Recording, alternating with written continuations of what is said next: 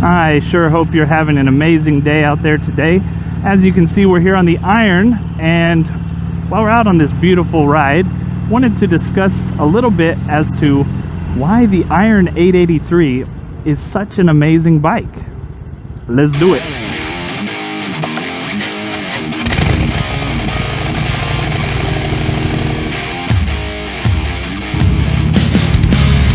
The Iron 883 is an amazing bike. In this video, I want to show you why it is that I say that and why you might feel the same. What's going on, man? Stick around for a little bit. I'm going to show you a 0 to 60 test. But first of all, let's get into why I think this is so amazing. So if you've been watching the channel at all, you know that I just a few months back purchased a new motorcycle. I got the 2018 Fat Bob with the 114 engine.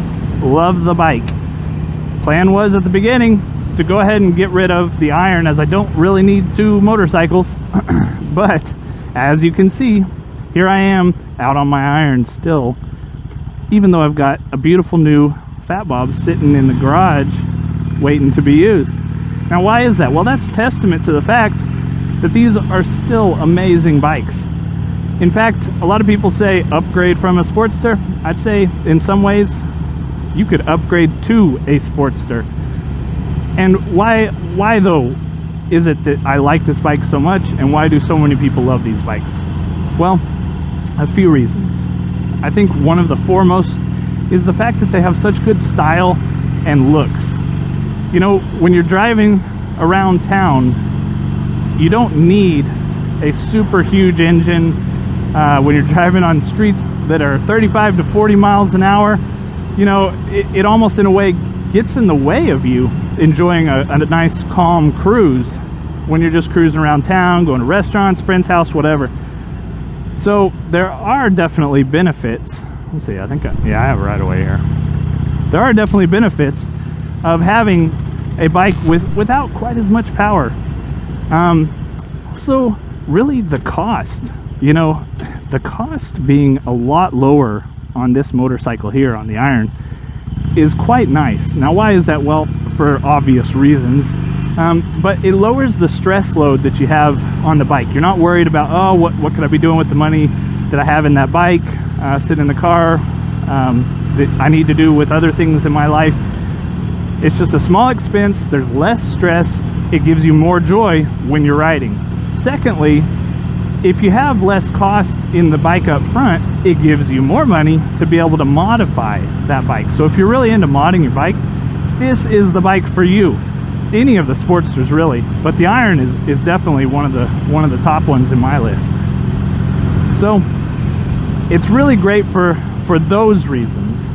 Also, there are some other benefits that some people would actually prefer these bikes, and that would be ones that are a little bit shorter.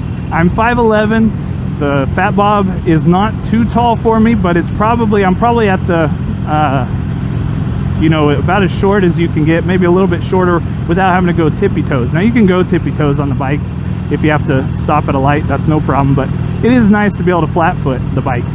But if you are shorter, this bike right here, I would dare to say most people can flat foot the Iron 883. So that can be a real benefit. Also, if you live in a state that allows for splitting lanes, again, this is a much easier bike to split lanes. It's a smaller bike, and thus makes it easier to do that. So overall, I think this is a great bike. You know, along the lines of the power being a thing, although that is, in my opinion, mostly a downside, there can be too much power. There can be a thing, despite what Tim the Toolman says, there can be a thing of too much power. And this is an example that I was thinking of. I was watching a video the other day, and this guy had this bike. If you've seen them, they're called the Boss Hoss. And this bike is made by some manufacturer that takes these large block engines, V8 engines, fits them as bikes. I mean, these things are expensive, $60,000. And this guy has one of these. They come base with like 500 horsepower, but that wasn't enough for this guy. No, this guy, he put dual superchargers on the thing. Not only that, he had NOS hooked up to the stinking thing. Okay, this guy is like 60 years old, and he's got this, he claims is 1,200 horsepower on this motorcycle, and I don't doubt it, honestly. It was ridiculous. Now, when the guy starts up this motorcycle, just the torque from the engine starting almost takes him down, and it gets worse. He gives it a little bit of a rev after that, and it does almost pull him down to the ground on that bike. I'm telling you, that's fun to watch and cool to show off as a trick to your friends, but you're not going to enjoy riding that bike around town. You're going to hate riding that bike around town. You're going to be so scared that you're going to hit that throttle just a little bit too much. I'm telling you, too much power can be a problem. So having the right tool for the job is what I think defines this bike. It's great looking, it's low stress, aka low cost, and you know, it's got just enough power to make you enjoy the riding. All the power's in the bottom end, so when you're riding around town, you want to give it a little kick, it'll put you back in your seat. That's all I expect out of it. So right now though, I'm going to pull over up here. We're going to take some pictures, me and the wife, of the bike, and then I want to show you a 0 to 60 time and see how this thing does. Let's go ahead and do that.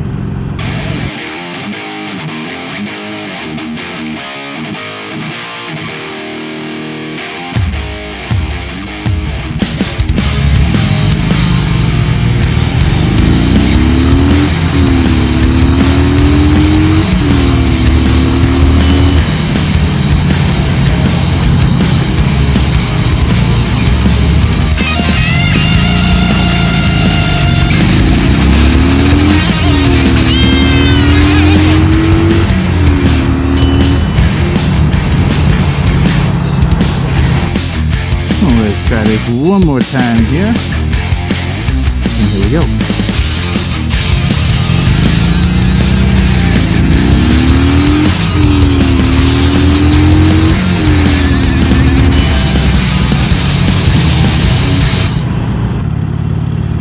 Okay, so as you guys can see, I did terrible on my 0 to 60 times.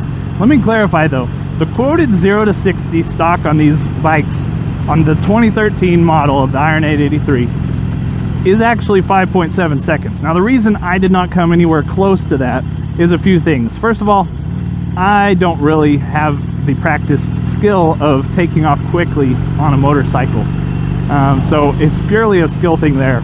Secondly, I've got 7-year-old tires on that thing. They probably need to be replaced soon, as I cannot take off too fast or I'll just spin tires. I don't have the traction for it. So if you had those things put in place, put in new tires, knew what you were doing, 5.7 seconds definitely going to happen. So once you get in that 5-second zone though, that's really the fun zone. That's where you're going to have fun getting on a motorcycle.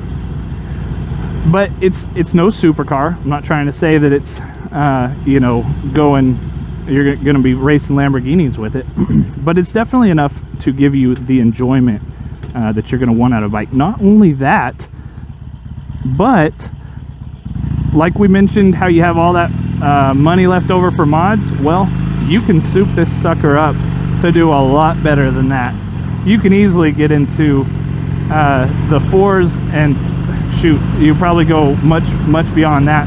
I know that, for instance, the 1200cc engines, such as the new Iron 1200s or the custom 1200 48s, those are quoted as doing 4.2 second 0 to 60 time. Now that's Tesla zone there. That's not the performance Tesla, but you're still talking a really fast 0 to 60 time. So point of the matter is 0 to 60 time all there is to discuss? No. As we mentioned, there's many other points that make this bike a great bike, and the reason I mentioned the 0 to 60 time is that's kind of the biggest negative of the bike, is it's not as powerful and fast as other bikes.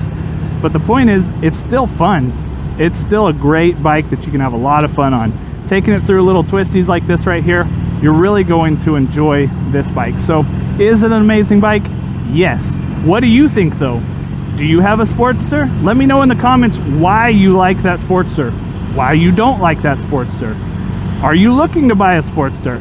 let's start the discussion on that. Anyway, hope you enjoyed this. Drive safe, and we'll catch you in the next one.